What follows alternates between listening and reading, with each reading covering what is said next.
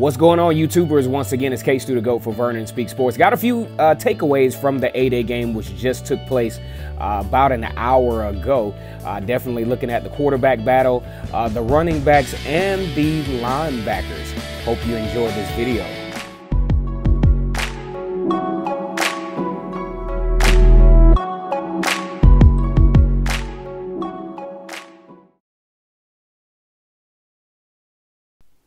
You know, we're talking about three takeaways from the A-Day game, which took place about an hour ago. Very impressed with what I saw. Very impressed with a lot of the key positions that I was looking at. I was looking at, obviously the offensive line looked better as a unit. Of course, they were going up against the number 2 defense, but just seemed to be a lot more solidarity there. But when I get into the main takeaways, you know, the items that really come to mind is, number one, the quarterback position. Auburn is in a position to where, you know, a very, very good problem to have at the quarterback position. All 4 quarterbacks got the opportunity to showcase their talents on the field.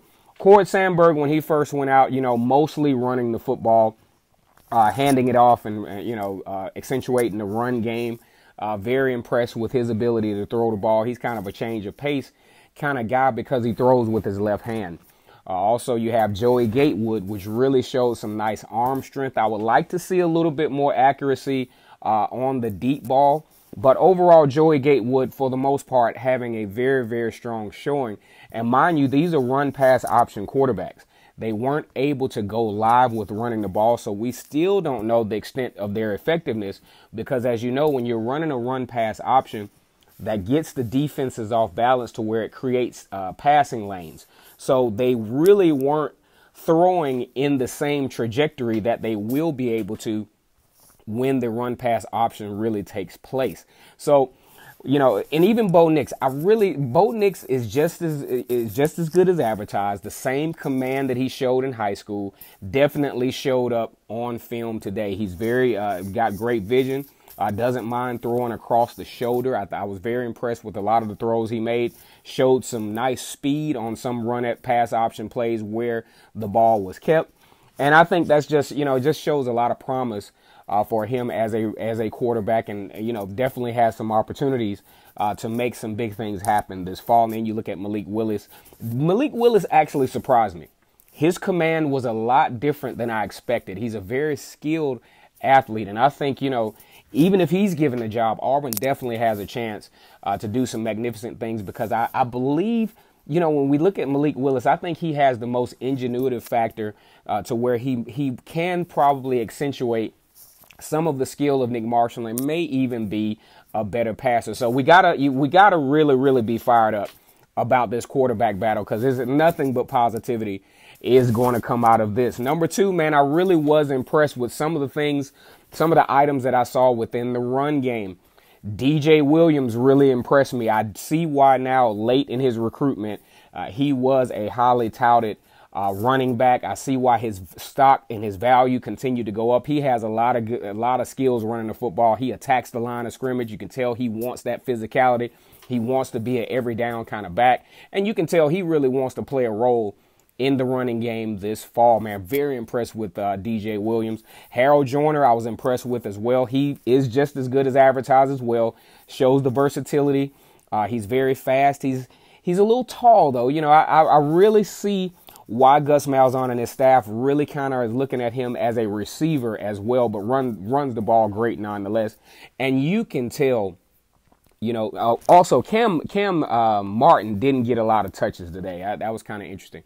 Also, Boobie Whitlow, this was something that I was looking for in the spring practice, is how Carnell Williams was going to work with. You can definitely tell that Boobie Whitlow is a different type of running back this year versus last year.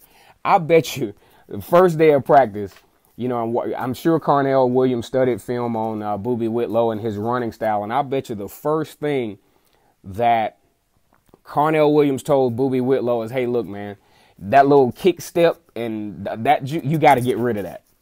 And he ran the ball very fluid. I love the way he was a lot smoother. He looks like he has the potential to be an elite running back in the SEC this year. My favorite out of all was Boothie Whitlow today. And last but not least, man, Auburn definitely has a great opportunity to have another great defense. And I like the athleticism at the linebacker position. KJ Britt, you see him fighting through blocks to get to the football. You can tell that he's still a little bit on the inexperienced side, but definitely a lot of upside for KJ Britt. I think he's going to have an incredible season. Owen Papo is just as quick as we thought he was. He was actually number 10 out there today.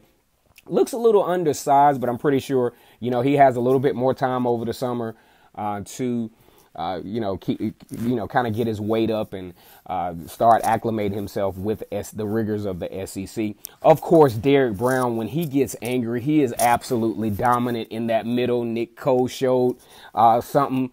Big Cat Bryant. One thing I really liked is when I saw the defense really get fired up, they really got after it. Daniel Thomas made some pretty nice tackles. One thing I did notice is the secondary tackles better.